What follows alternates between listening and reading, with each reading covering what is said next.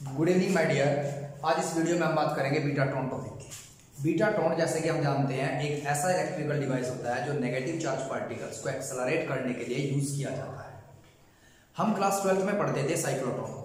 Cyclotron एक ऐसा electrical device था जो पॉजिटिव चार्ज पार्टिकल्स को एक्सेलरेट करने के लिए यूज किया जाता था। उसकी कुछ लिमिटेशंस थी। लिमिटेशंस क्या थी?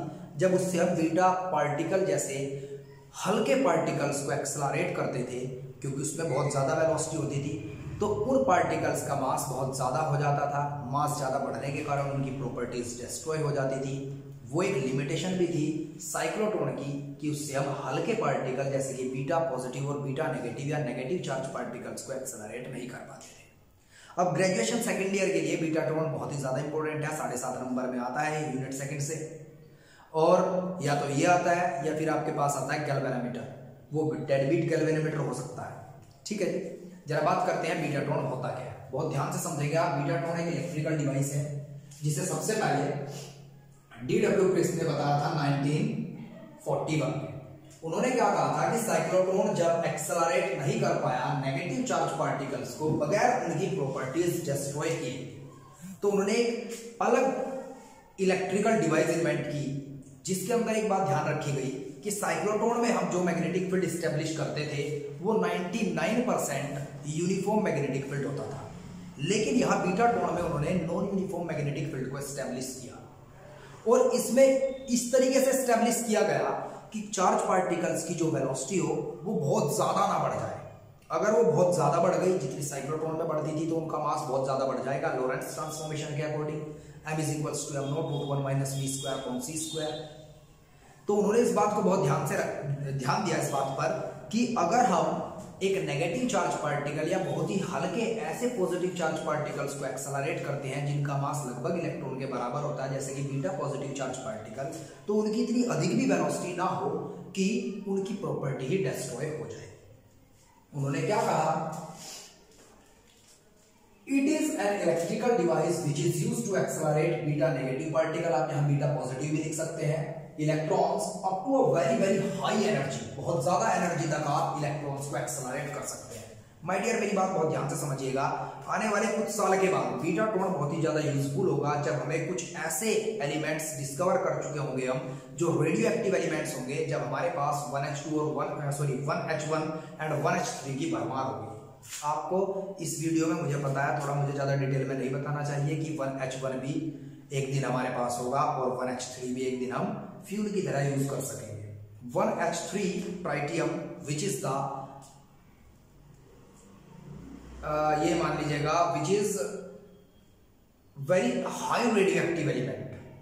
इतना हाई रेडियो एक्टिव एलिमेंट जितना यूरेनियम है उससे भी ज्यादा, जो यूरेनियम से भी महंगा है, ट्राइटियम। इसका 17 लाख करोड़ रुपए कीमत होती है। इसे भी हम फ्यूचर में बीटा टोन जैसे एक इलेक्ट्रिकल अप्लायंस से एक्सेलरेट करेंगे। खैर, come to the point my dear. इसमें इतनी ज्यादा एनर्जी तक आप इलेक्ट्रॉन्स को या negative charge particle beta negative या बीटा पॉजिटिव को एक्सेलरेट कर सकते हैं कि वो उस रेडियो एक्टिव न्यूक्लियस के पार्टिकल से भी अधिक एनर्जी रखते हो जो यूरेनियम जैसे रेडियो एक्टिव पार्टिकल से निकलते हैं। तो आप आसान लैंग्वेज में समझिएगा, बीटा टोन एक ऐसा इलेक्ट्रिकल डिवाइस है जिस इलेक्ट्रिकल डिवाइस की हेल्प से आप इलेक्ट्रॉन्स को या बीटा नेगेटिव या बीटा पॉजिटिव चार्ज पार्टिकल्स को इतनी ज्यादा एनर्जी तक आप एक्सेलरेट कर सकते हैं जितनी एनर्जी एक रेडियो एक्टिव न्यूक्लियस के डिसइंटीग्रेट होने पर भी इलेक्ट्रॉन्स और बीटा नेगेटिव और बीटा पॉजिटिव चार्ज पार्टिकल्स को नहीं मिल पाते। वहां पर क्या था?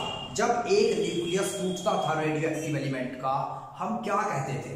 हम कहते थे अल्फा की आयोनाइजेशन, अल्फा पार्टिकल की आयोनाइजेशन पावर सबसे अधिक होती है, बीटा की उससे कम होती है और गामा रेडिएशन की सबसे कम।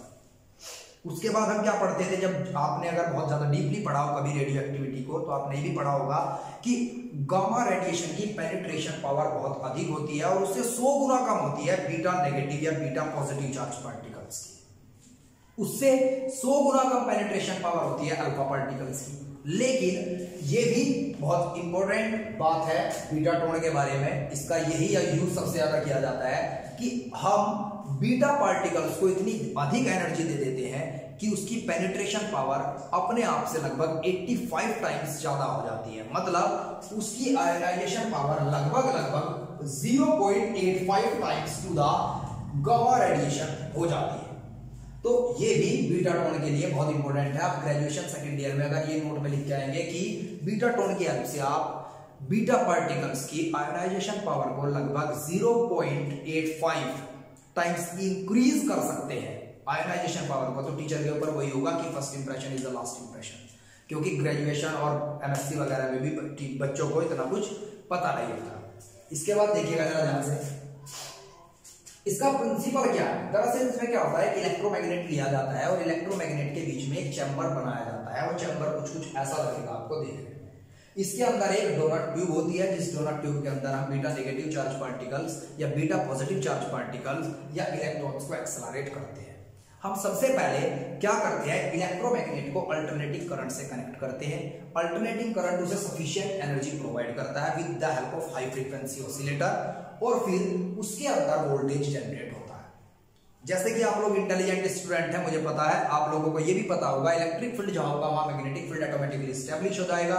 तो इसके अंदर मैग्नेटिक फील्ड स्टैब्लिश होना शुरू हो जाता है, जिसे मैंने लाइनों से दिखाया गया है।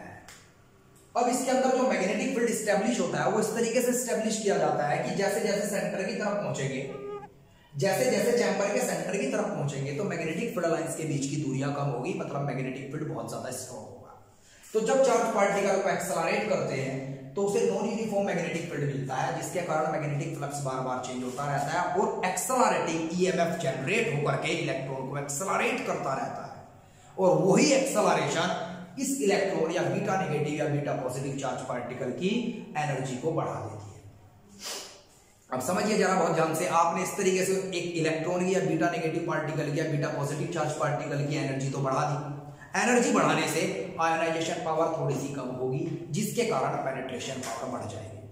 और इतनी एबिलिटी रखेंगे आप बीटा नेगेटिव और बीटा पॉजिटिव चार्ज पार्टिकल्स की 5 mm मोटी एल्यूमिनियम शीट को भी चीर करके निकल जाएंगे, मतलब एक बुलेट प्रूफ कार के अंदर घुसने के लिए सफिशिएंट एनर्जी होगी। इसके बाद समझिएगा जरा, मैंने यहाँ एक बीटा टोन की दूसरी फिगर बनाई है, शायद आज तक आपने किसी बुक्स में किसी भी बुक में ना देखी हो, या देखी भी हो अगर आप अच्छी रॉबर्ट बोलिस्टिक वगैरह बुक्स पढ़ते हैं। इसके अंदर एक चैम्बर होता है जो मैंने सिलेंड्रिकल दिखाया, और उसमें एक प्लेन होता है, इसे कहते हैं beta tone plane. Beta tone plane मान लीजिएगा आप, या फिर एक कोइल मान लीजिएगा। ये कोइल ऐसी है कि जिससे मैंने पावर सप्लाई से कनेक्ट किया गया है, और इलेक्ट्रॉन गन होती है जिसमें इलेक्ट्रॉन गन आप उसे भी बोलते हैं जो इलेक्ट्रॉन्स को जनरेट करती है और बीटा पॉजिटिव को करती है, और बीटा नेगेटिव को उसे भी आप इलेक्ट्रॉन गन ही बोलते हैं। इसे हमने कनेक्ट किया है पावर सप्लाई से।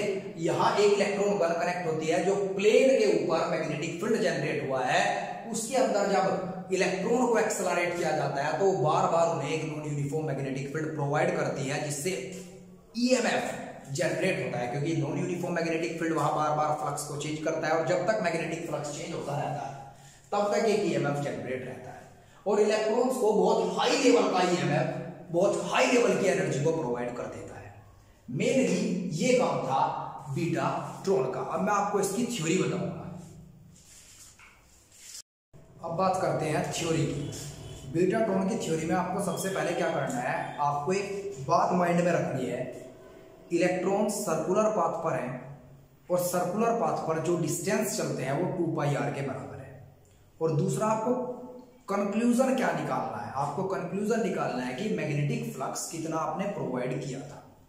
अगर आप ये मैग्नेटिक फ्लक्स प्रोवाइड जो किया था उसका फॉर्मूला आप कर देते हैं सॉल्व, तो मतलब आपका आंसर बिल्कुल करेक्ट है। दरअसल इसमें क्या पूछा जाता है, ग्रेजुएशन में यही पूछा जाता है सेकंड ईयर में बीएससी के, कि बीटा टोन में आप उस मैग्नेटिक फ्लक्स की वैल्यू कैलकुलेट करके दिखाइएगा जो मैग्नेटिक फ्लक्स नीड है, जिस मैग्नेटिक फ्लक्स की एक नेगेटिव चार्ज पार्टिकल को एक्सेलरेट करने की।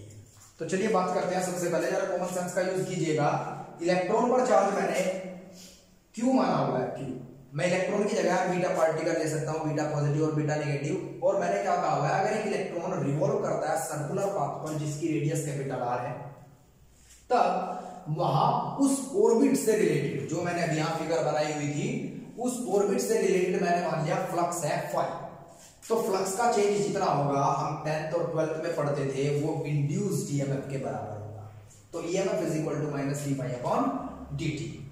अब कितना वर्क करना पड़ा आपको इलेक्ट्रॉन को रोटेट करने में, तो ईएमएफ मतलब वोल्टेज इनटू चार्ज, वो इसके बराबर है। फिर वर्क फोर्स इनटू डिस्टेंस के बराबर होता है, डिस्टेंस कितना चला वो 2 पाई आर।